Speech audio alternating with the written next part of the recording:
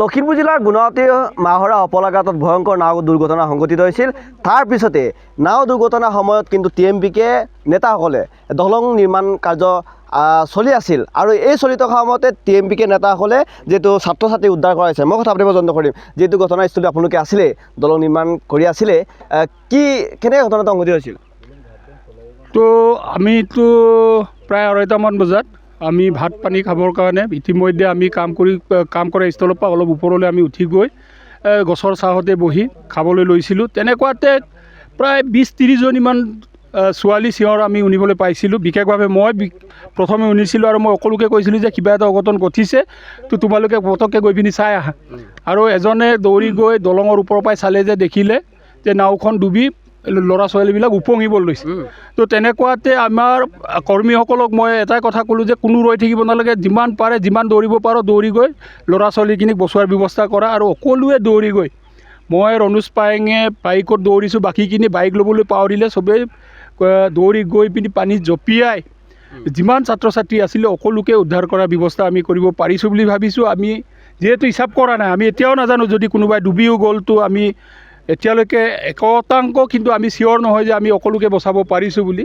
যিহেতু কিন্তু এটা কথা কৈছে যে ছাত্ৰ ছাত্ৰীসকলে তেখেতসকলৰ লগত যিমানজন পাৰ হৈ আহিছিলে তেখেতসকল সুকলমে তেখেতসকলক উঠাই অনা হৈছে বুলি তেখেতসকলে কৈছে।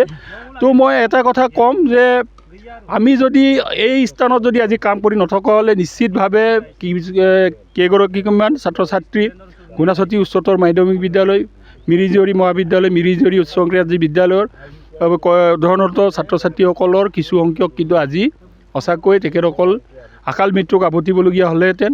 অতি দুৰ্ভাগ্যজনক কথা। মই এটাই কথা আহ্বান জনাম, ইতিমধ্যে ইয়াত পকী দলঙৰ কাৰণে নিবিদা কৰা হৈছে আৰু নিবিদাৰ জৰিয়তে জগত চন্দ্ৰ হাজৰিকা ডাঙৰীয়াক ইয়াৰ কণ্টেক্টত প্ৰদান কৰা হৈছে আৰু তেখেতৰ প্ৰতিনিধি যোৱাকালিও আহিছে।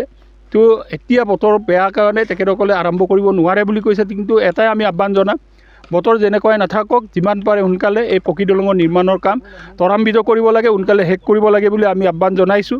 ইতিমধ্যে এই বিষয়ত অসম চৰকাৰৰ মাননীয় মন্ত্ৰী ডাক্তৰ ৰণোজ পেগু ডাঙৰীয়া, সাংসদ প্ৰধান বৰুৱা ডাঙৰীয়া সকলোৱে জ্ঞাত আৰু তেখেতসকলে এই পৰিৱেশ আৰু পৰিস্থিতিটো মোকাবিলা কৰিবৰ কাৰণে যিকোনো পৰিস্থিতিলৈকে যাবৰ কাৰণে আমাক কোৱাৰ কাৰণে আচলতে আমি এই দলঙৰো বাঁহৰ দলঙৰ যিটো তৎকালীনভাৱে কৰিব লাগে, অহা কাইলৈৰ ভিতৰত এই বাঁহৰ দলং শেষ হ'ব। তো এইখিনিও আমি কাম কৰিছোঁ।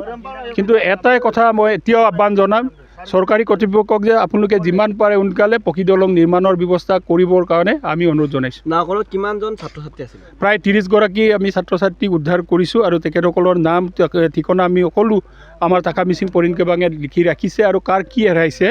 তো চাইকেল কেইবাখনো হেৰাইছে, চাইকেলৰ লিষ্ট কাৰ হেৰাইছে, কাৰোবাৰ যদি কিতাপ সম্পূৰ্ণৰূপে ডুবি গৈছে এইবিলাকো আমি লিপিবদ্ধ কৰি ৰাখিছোঁ। কাৰোবাৰ চুৰণি, কাৰোবাৰ চেণ্ডেল, কাৰোবাৰ ছাতি, তেনেধৰণে বহুখিনি সামগ্ৰী ইয়াত আমি এৰুৱা দেখিবলৈ পাইছোঁ। কাৰোবাৰ টকা পইচা হেৰাইছে, কোনোবাই মাজতে বজাৰ কৰি আনিছিলে তো ঘৰৰ কাৰণে, এইবিলাক এৰুৱা আমি তথ্য পাইছোঁ আৰু সকলোখিনি আমি লিপিবদ্ধ কৰি ৰাখিছোঁ। ঠিক আছে।